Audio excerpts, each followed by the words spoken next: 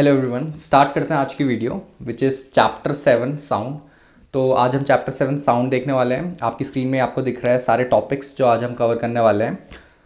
So without wasting any time हम start कर रहे हैं आज का चैप्टर। सो पहला टॉपिक है साउंड वेव्स। ठीक है, first topic is sound waves. Sound waves है क्या? सबसे पहले हम इसी पे बात करते हैं कि साउंड वेव्स है क्या। अगर एक एंड पे कोई खड़ा है, ठीक है, एंड दूसरे एंड पे हमारा ऑब्जर्वर है, राइट? दूसरे एंड में ऑब्जर्वर है, यहाँ से कोई साउंड प्रोड्यूस कर रहा है। ये साउंड वेव हमारी इस बॉडी से, ठीक है, जो सोर्स है हमारा जिसे हम बोल रहे हैं, जहाँ से साउंड वेव्स प्रोड्यूस हुई है, यहाँ से कहाँ जा रही है साउंड वेव? ऑब्जर्वर तक।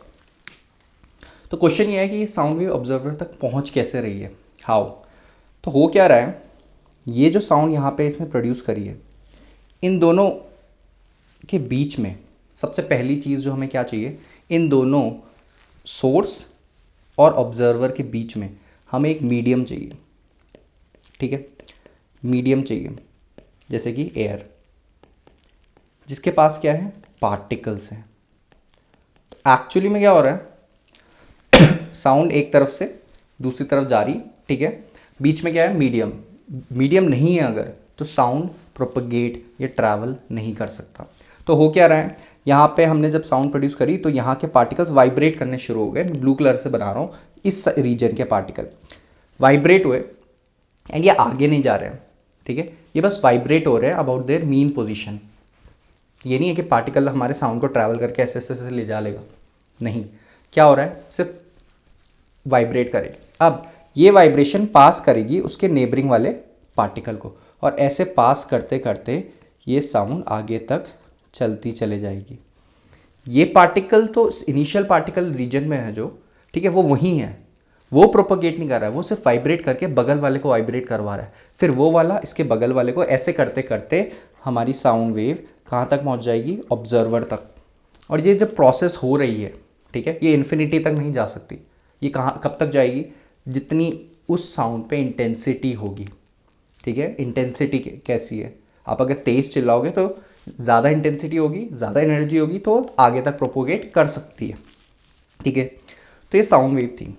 अब सर ये हम समझ गए कि एक तरफ से जब सोर्स होता है कहीं पे, ठीक है, वो साउंड छोड़ता है, ठीक है, तो क्या होता है, प्रोपगेशन कैसे होता है? वाइब्रेट हो के नेबरिंग रीजन में पार्टिकल्स वाइब्रेट कर करके आगे तक जाते हैं, साउंड ट्रैवल हो रही है, बहुत ही ईजी सी चीज़ है। ठीक है, अब दो टाइप की वेव्स हैं, there are two types of waves. कैसे? दो टाइप की वेव्स कौन कौन सी है? Number one is transverse, number two is longitudinal.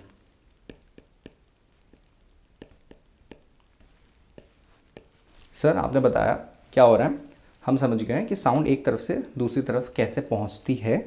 ये सारा वाइब्रेशन का गेम है, ठीक है, वाइब्रेट कर करके, पार्टिकल नहीं जा रहा है उधर, बस वो वाइब्रेट करके बगल वाले को वाइब्रेट करके पास कर रहा है, तो प्रोपगेशन हो रहा है साउंड का। दो टाइप की वेव्स प्रोड्यूस हो रही है, एक ट्रांसफर्स है, एक लॉन्गिट्यूडनल है।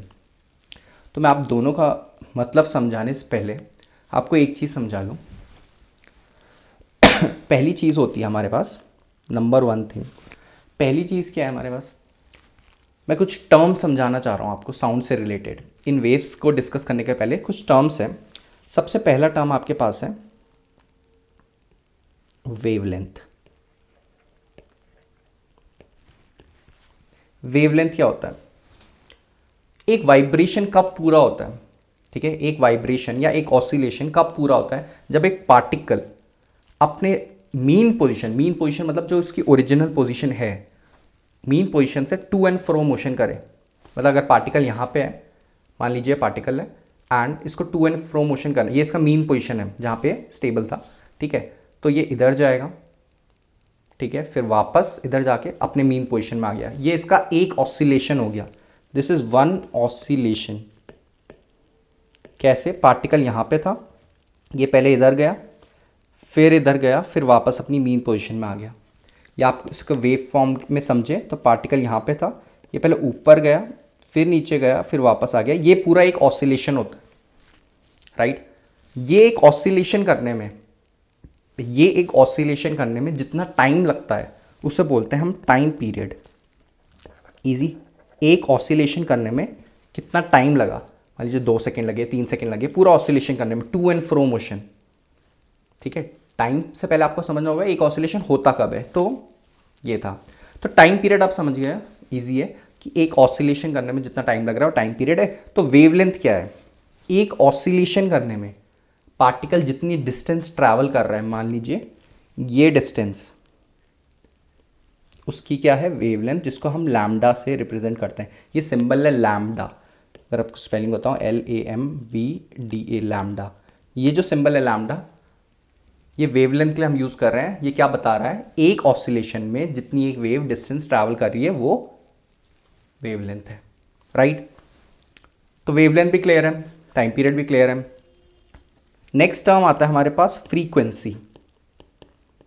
सर फ्रीक्वेंसी क्या है, बेसिकली फ्रीक्वेंसी क्या है, अगर आप ध्यान दें, एक सेकेंड में, मैं क्या बोल रहा हूं, एक सेकेंड में एक वेव कितने ऑसिलेशंस कर सकता है, वो उसकी फ्रीक्वेंसी है। Number of oscillations done in 1 second, तभी फ्रीक्वेंसी का फॉर्मूला होता है 1/T, जो आपको याद रखना है। डायरेक्ट क्वेश्चंस पूछ लेता है इससे कि टाइम पीरियड दे देगा आपको, फिर बोलेगा फ्रीक्वेंसी बताओ, तो आप ये फॉर्मूला यूज़ कर सकते हैं। एंड फ्रीक्वेंसी की डेफिनेशन भी पूछ सकता है कि number of oscillations done in 1 second. Frequency भी क्लियर, वेवलेंथ क्लियर है, टाइम पीरियड क्लियर है। अब एक और फॉर्मूला जो हमने रिफ्रैक्शन में भी डिस्कस किया था, क्या, फ्रीक्वेंसी और वेवलेंथ का सम है ना जो, वो v के इक्वल होता है, जहां v क्या है, वेलोसिटी। इस केस में यहां पे v होगा वेव वेलोसिटी, मतलब एक सेकेंड में वेव कितना डिस्टेंस ट्रैवल कर रही है, वो उसकी वेव वेलोसिटी हो गई। तो आप ये टर्म समझ गए हैं। एक और टर्म जो आपको समझना है वो है एम्पलीट्यूड। देखो सारे टर्म्स आपके बुक में गिवन है, सारे टर्म्स, सारी डेफिनेशन, हर चीज़ बुक में गिवन है, बस समझा रहा हूँ मैं, ठीक है। इनका मीनिंग है, आप पढ़ खुद भी सकते हैं, ठीक है, बस समझ लो ताकि आपको पढ़ने में आगे जाके क्वेश्चन आएगा या कुछ आएगा तो आपको इतना डिफिकल्टी ना फेस करनी पड़े। तो एम्पलीट्यूड क्या है, एम्पलीट्यूड क्या है, एक पार्टिकल था, वो अपनी मीन पोजीशन से टू एंड फ्रो मोशन कर रहा था, राइट। ये पार्टिकल था, तो ये अपनी मीन पोजीशन से कितना मैक्सिमम डिस्प्लेसमेंट करता है एक साइड, उसे बोलते हैं amplitude. Maximum displacement of a particle from its mean position. So अगर ऐसी एक वेव थी तो उसका मैक्सिमम डिस्प्लेसमेंट मीन पोजीशन, ये इसकी मीन पोजीशन है, इसका मैक्सिमम डिस्प्लेसमेंट ये हो गया, तो ये इसका क्या हो गया, एम्पलीट्यूड, ठीक है। एम्पलीट्यूड भी क्लियर है, फ्रीक्वेंसी क्लियर है, टाइम पीरियड क्लियर है। तो हमें अब की टर्म्स तो समझ आ गए कि की टर्म्स कौन कौन से हैं, ठीक है। पहला की टर्म क्या था, फ्रीक्वेंसी। फ्रीक्वेंसी मतलब एक सेकेंड में जितनी ऑसिलेशंस हो रहे हैं। सेकेंड, एक ऑसिलेशन होने में जितना टाइम लग रहा है, टाइम पीरियड। और एक ऑसिलेशन करने में जितना डिस्टेंस ट्रैवल हो रहा है, वेवलेंथ। मीन पोजीशन से जितना मैक्सिमम डिस्प्लेसमेंट हो रहा है, एम्पलीट्यूड। तो ये सारे की टर्म्स आपको समझने पड़ेंगे अगर आपको साउंड चैप्टर आगे पढ़ना है, राइट। तो आई होप ये सारे कीवर्ड्स आपको क्लियर है। बढ़ते हैं आगे। सो अब आ जाता है हमारी जो मेन चीज़ हमें समझनी थी, वो है पहला ट्रांसवर्स वेव्स। ट्रांसवर्स वेव क्या है, मान लीजिए अगर आपका सोर्स यहाँ पे है, ऑब्जर्वर यहाँ पे है, ऑब्वियसली साउंड यहाँ जा रहा है, इस डायरेक्शन में जा रहा है। ट्रांसवर्स वेव्स में जो पार्टिकल ऑसिलेट होते हैं ना, वो जो डायरेक्शन होता है साउंड का, उस साइड ऑसिलेट नहीं होते हैं, उसके परपेंडिकुलर ऑसिलेट होते हैं। सर इसका मतलब अगर डायरेक्शन ऑफ साउंड ये आपने रेड पेन से बनाया तो पार्टिकल्स ऊपर नीचे ऑसिलेट कर रहे होंगे, ऐसे ऊपर नीचे, मतलब ऐसे ऐसे ऐसे ऐसे ऐसे ऐसे कर करके ये पास होके यहाँ तक जा रहा है। सिंपल सी डेफिनेशन और सिंपल सा समझना यही है ट्रांसवर्स वेव्स में। अगर आपको पूछेगा, आपको ये बताना है जो डायरेक्शन ऑफ प्रोपोगेशन है ना, उसके परपेंडिकुलर पार्टिकल्स ऑसिलेट कर रहे हैं। वहीं दूसरा केस क्या था, लॉन्गिट्यूडनल। लॉन्गिट्यूडनल में क्या है, फिर से यहाँ पे सोर्स रखा है, यहाँ पे ऑब्जर्वर है, फिर से साउंड उसी डायरेक्शन में जा रही है। बट इस केस में जो ऑसिलेशन हो रहा है वो इसी डायरेक्शन में हो रहा है। तो ऑसिलेशन कुछ ऐसे हो रहा है, इसी डायरेक्शन में ऑसिलेट कर रहे हैं। ठीक है, आप ऐसे समझते हैं ऑसिलेशन ऐसे हो रहा है, टू एंड फ्रो मोशन हो रहा है ऐसे। तो इसमें आप क्या लिखोगे अगर आपको लॉन्गिट्यूडनल में आएगा कि जो पार्टिकल्स का ऑसिलेशन हो रहा है वो सेम डायरेक्शन में हो रहा है, सेम डायरेक्शन में हो रहा है जहां साउंड ट्रैवल हो रही है। बस यही डिफरेंस है दोनों में, इतना ही आपको जानना है, इससे ज़्यादा आपको जानने की ज़रूरत नहीं है। राइट दोनों की वेलोसिटी का फॉर्मूला आप लिख सकते हैं। पहले की वेलोसिटी का फॉर्मूला है under root gamma P upon D. ये आप लिख सकते हैं, इनसे आपको कोई भी न्यूमेरिकल पूछा नहीं जाएगा। ठीक है, कोई भी न्यूमेरिकल नहीं पूछा जाएगा। दूसरा फॉर्मूला है under root T by M. कोई भी आपको इससे न्यूमेरिकल नहीं पूछा जाएगा। डिपेंडेंसी पूछ सकता है कि डेंसिटी पे, प्रेशर पे कैसे डिपेंड हो रहा है। Right okay next. Right I hope आपको अभी की टर्म समझ आ गया, साउंड समझ आ गया, कैसे प्रोपोगेट हो रहा है। सर दो तरीके से प्रोपोगेट हो सकता है। कैसे, एक जिस डायरेक्शन में साउंड जा रही है उसी डायरेक्शन में पार्टिकल्स वाइब्रेट हो रहे हैं लॉन्गिट्यूडनल, और उसके अगर परपेंडिकुलर हो रहे हैं तो ट्रांसवर्स। और सारे की terms wavelength, frequency, time period, amplitude, ये सब भी आपका क्लियर है। अब नेक्स्ट क्या है, रिफ्लेक्शन ऑफ साउंड। सर ठीक है, हमें समझ आ गया साउंड कैसे एक एंड से दूसरे एंड में जा रही है और कैसे वेव्स, कैसे टाइप की वेव से जाती है। नेक्स्ट है रिफ्लेक्शन। सो एक चीज़ आपको समझनी होगी, जो लॉ रिफ्लेक्शन ऑफ लाइट के लिए है वही रिफ्लेक्शन ऑफ साउंड के लिए भी है। मान लीजिए ये कोई बैरियर है, ठीक है, एंड साउंड यहाँ पे हिट कर रहा है ऐसे। ये मैंने रे से बनाया, एक्चुअली में साउंड वेव है। ठीक है, सिंप्लीफिकेशन के लिए मैं बना रहा हूँ। ये मान लीजिए साउंड वेव है एंड यहाँ पे एक 20 डिग्री एंगल से हिट करती है। रिफ्लेक्शन के केस में लॉ ऑफ रिफ्लेक्शन क्या बोलता है, अगर 20 डिग्री एंगल से कोई चीज़ इंसिडेंट हो रही है वो रिफ्लेक्ट भी सेम एंगल से होगी, which is 20 degree. Right 20 degree से ही रिफ्लेक्ट करेगी। तो ये साउंड के साथ भी होता है। एंड दूसरा लॉ आपने क्या पढ़ा था, जो ये रिफ्लेक्टेड रे है ना, सॉरी इंसिडेंट रे है, रिफ्लेक्टेड रे है, और जो नॉर्मल है, they all lie in what, same plane. ये मैंने आपको यही रीज़न और यही चीज़ मैंने कहाँ समझाई थी, रिफ्रैक्शन ऑफ लाइट में भी। क्लियर है? अब ये चीज़ आपको क्लियर है सर, साउंड और लाइट का सेम सिस्टम है। रिफ्लेक्शन का रिफ्रैक्शन नहीं हो रहा है, यहाँ पे रिफ्लेक्शन हो रहा है। क्लियर सिस्टम है कि एंगल ऑफ इंसिडेंस रिफ्रैक्शन के बराबर होगा, एंगल ऑफ रिफ्लेक्शन के, सॉरी रिफ्रैक्शन नहीं, रिफ्लेक्शन के बराबर होगा। और तीनों जो रेज हैं, नॉर्मल, एंगल ऑफ इंसिडेंट और angle of refraction, same plane में होंगे। लॉ पूछेगा बता देंगे सर। बट एक जो इंपॉर्टेंट चीज़ है वो ये है, अगर मान लीजिए कोई साउंड वेव है और यहाँ पे कोई आपका रिफ्लेक्टिंग सरफेस है, क्योंकि अगर कोई सरफेस ही नहीं होगा, बैरियर नहीं होगा, साउंड क्यों रिफ्लेक्ट होगी। तो मान लीजिए रिफ्लेक्टिंग क्या है, सरफेस है। तो कंडीशन ये है, ये जो रिफ्लेक्टिंग सरफेस है ना, इसका साइज बड़ा होना चाहिए, किससे, साउंड की वेवलेंथ से। दिस इज द कंडीशन, बहुत इंपॉर्टेंट कंडीशन है। किसकी कंडीशन है, रिफ्लेक्शन ऑफ साउंड वेव्स की। क्या इंपॉर्टेंट कंडीशन है, जो रिफ्लेक्टिंग आपका सरफेस है उसका जो साइज है वो इसकी वेवलेंथ से बड़ा होना चाहिए। क्यों, अगर बड़ा नहीं होगा तो इसको रिफ्लेक्ट नहीं कर पाएगा, ये जो साउंड वेव है इसको क्रॉस करके निकल जाएगी आगे। सिंपल सा रीज़न है और सिंपल सा एक्सप्लेनेशन भी है इसका। राइट, आई होप आपको ये समझ आएगा। आपसे पूछ सकता है what is the most important condition for reflection of sound waves, तो आप क्या लिखोगे, जो रिफ्लेक्टिंग सरफेस का साइज है वो हमारे साउंड वेव्स की वेवलेंथ से ऑब्वियसली बड़ा होना चाहिए।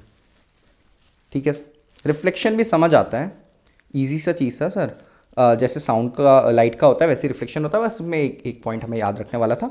अब एको और उसके यूज़ देख लेते हैं हम। उससे पहले देख लेते हैं एको होता क्या है। आप सबने ये चीज़ नोटिस करी है कि जब भी आप, मान लीजिए आप यहाँ खड़े हैं और यहाँ पे कुछ वादियाँ हैं और आपने कुछ शाउट करा है, चिल्लाया है।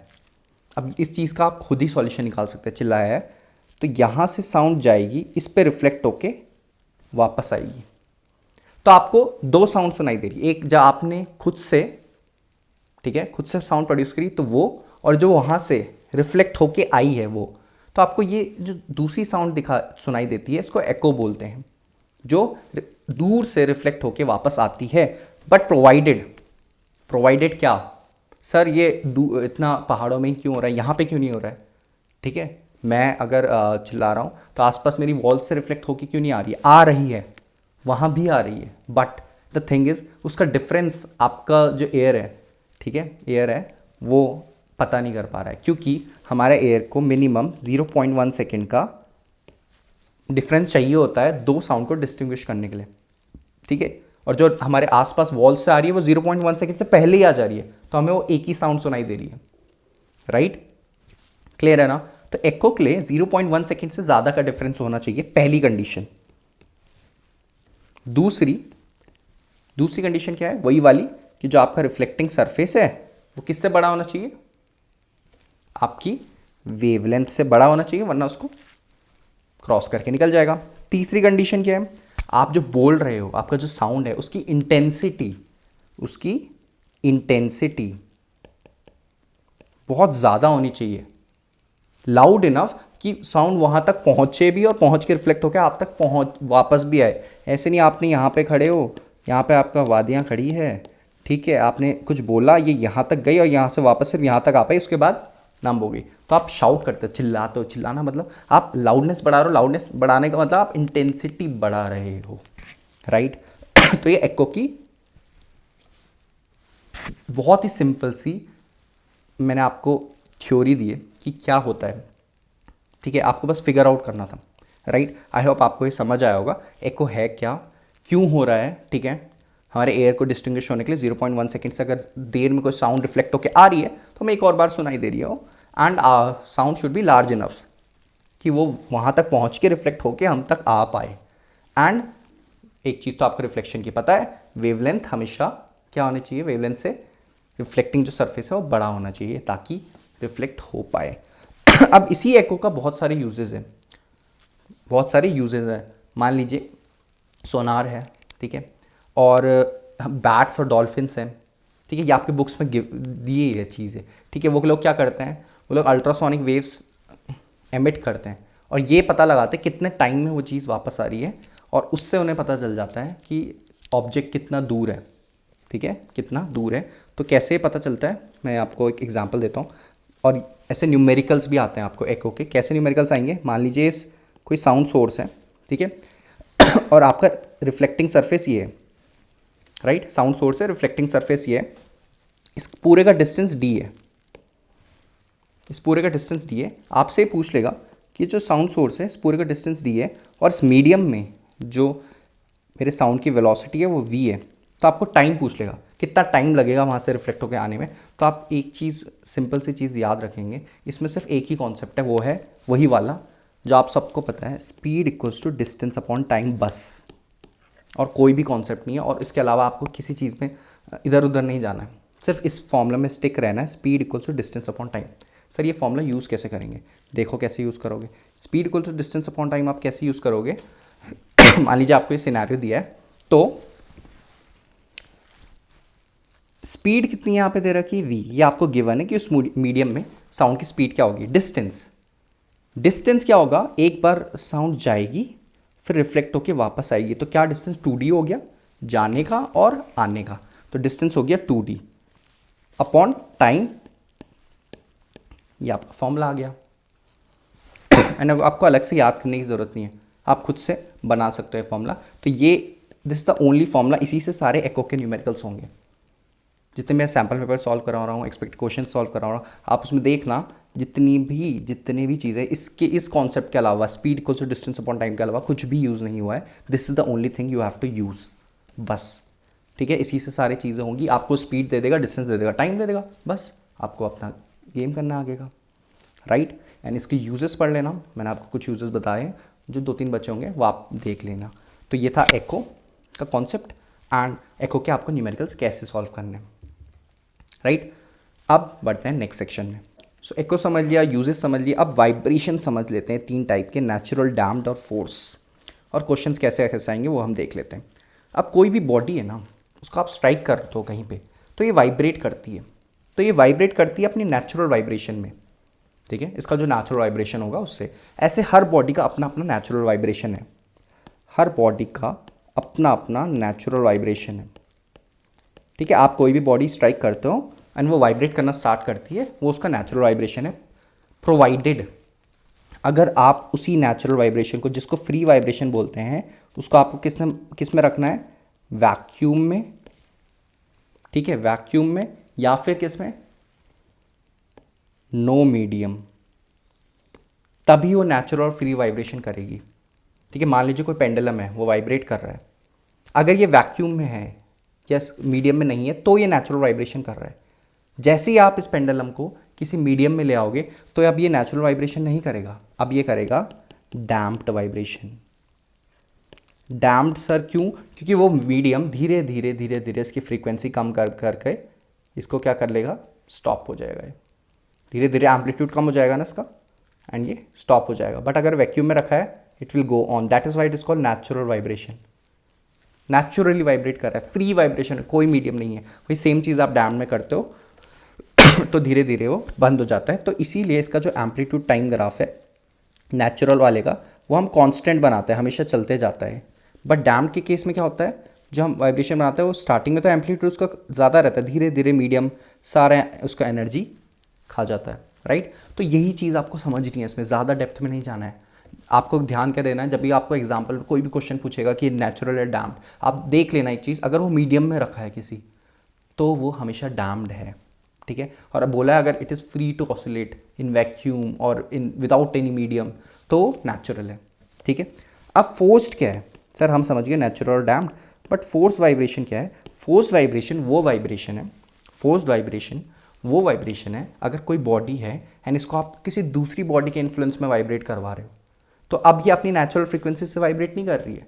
अब जो जिससे आपने वाइब्रेट कराई है, एफ एक्सटर्नल है ना, जो एक्सटर्नल बॉडी आपने जो यूज़ करी है, वो ये वाली बॉडी उस एक्सटर्नल बॉडी के हिसाब से वाइब्रेट कर रही है, तो दैट इज़ फोर्स वाइब्रेशन, ठीक है, दैट इज़ फोर्स्ड वाइब्रेशन। तो ये भी सर समझ आता है, ये इजी वाले टॉपिक्स हैं जिस पर आपको ज़्यादा डेप्थ में गए अगर आप तो कंफ्यूज हो जाओगे, इसलिए if you are understanding it then understand it, ठीक है। नेक्स्ट रेजोनेंस क्या है सर? देखो, जब हमने तीनों टाइप के वाइब्रेशन पढ़ लिए उसके बाद एक चीज़ आती है रेजोनेंस। ये क्या है? ये तो और भी इजी चीज़ है। कैसे इजी है? जब आपने, मैंने क्या बताया, एक कंडीशन पहले क्या थी, ये वाइब्रेट कर रही है, ऑसिलेट कर रही है, वाइब्रेट कर रही है कहाँ, वैक्यूम में, तो फ्री और नेचुरल वाइब्रेशन है। जैसे ही मैं इसको ऑसिलेट करा रहा हूँ मीडियम में तो डैम्प्ड वाइब्रेशन है, उसमें धीरे धीरे इसके वाइब्रेशन बंद हो जाते हैं। थर्ड, अगर इस बॉडी को अब मैं किसी दूसरी बॉडी के इन्फ्लुएंस में लाके या इसकी हेल्प से इसको वाइब्रेट करा रहा हूँ तो ये अपनी नेचुरल वाइब्रेशन में ऑसिलेट नहीं हो रही है, ये इस एक्सटर्नल बॉडी का वाइब्रेशन फ्रीक्वेंसी ले रही है, ठीक है, इस एक्सटर्नल बॉडी की फ्रीक्वेंसी ले रही है, राइट। तो रेजोनेंस में क्या है, अगर इन केस मान लीजिए अगर ये है बॉडी थी, इसकी नेचुरल वाइब्रेशन थी 50 हर्ट्स और आपने इसे फोर्स वाइब्रेशन दिया किस बॉडी से, 100 हर्ट्स की बॉडी से, तो ये किससे वाइब्रेट करेगी, 100 हर्ट्स से, ठीक है।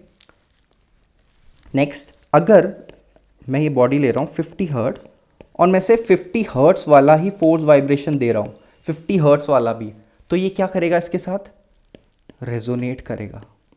रेजोनेट करेगा तो एम्पलीट्यूड बढ़ जाएगा, लाउडनेस बढ़ जाएगी, एम्पलीट्यूड बढ़ जाएगा, राइट। एम्पलीट्यूड बढ़ जाएगा, इसका मतलब ये जो बॉडी है, ठीक है, इसका मतलब ये जो बॉडी है ये हायर एम्पलीट्यूड से वाइब्रेट करेगी। इसी फिनोमेना को बोलते हैं रेजोनेंस। इजी था, इसी फिनोमेना को बोलते हैं रेजोनेंस। अब मैं समराइज़ कर दूं आपको एक चीज़, अब ये चीज़ बहुत ढंग से सुनना जो यहाँ तक पहुँच गए। देखो, पहली चीज़, कोई बॉडी है, इसके आसपास मीडियम नहीं था, तो ये हो गए फ्री और नेचुरल वाइब्रेशन। अब एक बॉडी है, आपने इसको एक मीडियम में रख लिया, तो ये कौन सा हो गया, डैम्प्ड वाइब्रेशन, ठीक है। नेक्स्ट, अब एक और बॉडी है, ये आपने क्या किया, इसको अब इस बॉडी के थ्रू वाइब्रेट कराया, तो ये हो गए फोर्स्ड वाइब्रेशन। नेक्स्ट क्या है, यही सेम बॉडी है, इस बार आपने जो इस बॉडी की हेल्प से इसको वाइब्रेट कराया, इन दोनों की फ्रीक्वेंसी इस बार मैच हो गई, तो ये हो गया रेजोनेंस, जिसमें क्या होता है लाउडर नॉइस साउंड प्रोड्यूस होता है, लाउडर साउंड, क्योंकि दोनों रेजोनेट हो गए। ठीक है, ये आप समझ सकते हैं। तो भैया यहाँ तक तो साउंड बिल्कुल क्लियर आ रहा है। ठीक है, अभी हम क्वेश्चन सेशन करेंगे ना तो और मज़ा आ जाएगा। ठीक है, सब चीज़ क्लियर होते चली जाएगी। उससे पहले एक और थ्योरी पार्ट देख लेते हैं हम, कैरेक्टरिस्टिक्स ऑफ साउंड। कैरेक्टरिस्टिक्स मतलब देखो, एक साउंड होती है, पहली चीज़ है कैरेक्टरिस्टिक में लाउडनेस। सर लाउडनेस मतलब एक साउंड है जिसकी लाउडनेस ज़्यादा है, जिसकी कम है। मैं बोल रहा हूँ हेलो, फिर बोल रहा हूँ हेलो, मतलब लाउड करके बोल रहा हूँ, तो लाउडनेस एक की ज़्यादा कम है, तो आप डिफ्रेंशिएट कर पा रहे हो। तो ये कौन बताता है? एम्पलीट्यूड। सर ये एम्पलीट्यूड बताता है, मतलब सर इसका मतलब अगर कोई वेव ऐसी है जिसका बड़ा एम्पलीट्यूड है, एक वेव ऐसी है जिसका छोटा एम्पलीट्यूड है, तो ये वाली वेव लाउडर होगी कि उसका एम्पलीट्यूड ज़्यादा है। ठीक है, इसकी इंटेंसिटी भी बोलते हैं हम, क्योंकि इंटेंसिटी जो है वो एम्पलीट्यूड के स्क्वायर के प्रोपोर्शनल होती है। ठीक है, इसलिए हम इंटेंसिटी भी बोल देते हैं इसे, राइट। Next, pitch. पिच मतलब हाई पिच और लो पिच। हम बोलते हैं ना आवाज़ किसी की बहुत पतली है, किसी की भारी आवाज़ है, so that is actually pitch. तो ये जो पिच सेम जैसे लाउडनेस, लाउडनेस जो क्या थी, सब्जेक्टिव प्रॉपर्टी थी, उसका ऑब्जेक्टिव नेचर क्या था, एम्पलीट्यूड। वैसे ही पिच का लिए क्या है, फ्रीक्वेंसी से पता लगाते हैं हम पिच। किससे पता लगाते हैं? फ्रीक्वेंसी से। आप मेरे को बता सकते हो ये वाली हाई फ्रीक्वेंसी है जबकि ये लो फ्रीक्वेंसी। देखो इसमें इतने से टाइम पीरियड में कितने सारे ऑसिलेशन कर दिए, और ये वाला लो फ्रीक्वेंसी। कभी आपको ग्राफ देके ही पूछ लेता है कि हाई फ्रीक्वेंसी लो फ्रीक्वेंसी कैसी है, पहचानना आना चाहिए, तो this is high frequency, right. Easy है, क्वेश्चन करेंगे और क्लियर हो जाएगा। Next is what? Quality. Quality मतलब हमारी जो वेव फॉर्म है वो कैसी है। मान लीजिए एक वेव फॉर्म है वेव फॉर्म, इसके लिए आप क्या लिख सकते हो, इसकी कहाँ से डिटरमाइन होता है, वेव फॉर्म से। क्या लिख सकते हो, मान लो कोई वेव फॉर्म बहुत ही कितनी प्यारी सी स्मूथ सी है, और दूसरी वेव फॉर्म ऐसे बन रही है तो ये भी वेव, बट कितना डिस्टर्बेंस है इसके अंदर। ठीक है, वेव फॉर्म देखो कितना इरेगुलर है, राइट। तो इसकी क्वालिटी बेकार है। ठीक है, नॉइस जिसे हम बोलते हैं, एक नॉइस हो गया और एक म्यूजिक जो अच्छे से बोल रहा है, ठीक है, जिसमें पैटर्न ही नहीं है, so that is noise, right. एक और चीज़, हमारी जो ऑडिबल रेंज है, फ्रीक्वेंसी जो सुनने की है, वो है 20 हर्ट्ज से 20 किलो हर्ट्ज। तो 20 हर्ट्ज से 20 किलो हर्ट्ज हो गया, एंड इससे 20 हर्ट्ज से नीचे वाली जो है उनको हम बोलते हैं इंफ्रासोनिक, और इससे ऊपर वाली को बोलते हैं अल्ट्रासोनिक। क्या पता आपसे कभी पूछ ले ये चीज़, इसलिए मैं आपको बता रहा हूँ, इंफ्रासोनिक और अल्ट्रासोनिक, और बीच में आ गई ऑडिबल रेंज जो हम सुन सकते हैं, राइट। ये था साउंड का डिटेल एक्सप्लेनेशन, जिसमें मैंने आपको एक ही चीज़ कोर से बताई है, कॉन्सेप्ट पकड़ के सिखाया है चीज़। ठीक है, आपको कुछ भी आपको रटने की अब ज़रूरत नहीं है, समझ गए ना आप। तो समझने के बाद आपको एक और चीज़ करनी है, ये जो मैंने चीज़ें लिखवाई है, या आपके पास बुक है उसको पढ़िए, अब रीड करिए सिर्फ उसको, क्यों आपने समझ चुके हैं सब कुछ, एंड नहीं है टाइम तो इसी को रिवाइज़ करिए। ठीक है, वीडियो 2x में फिर से देखिए, राइट, ताकि आपको रिविज़न हो जाए। ठीक है ना, तो आई होप आपको इसमें अच्छा लगा होगा ये वाला वीडियो सेशन, एंड अगर चैप्टर समझ आया तो प्लीज़ मुझे फीडबैक देना, अगर कुछ चीज़ नहीं पसंद आई उसका भी देना, राइट।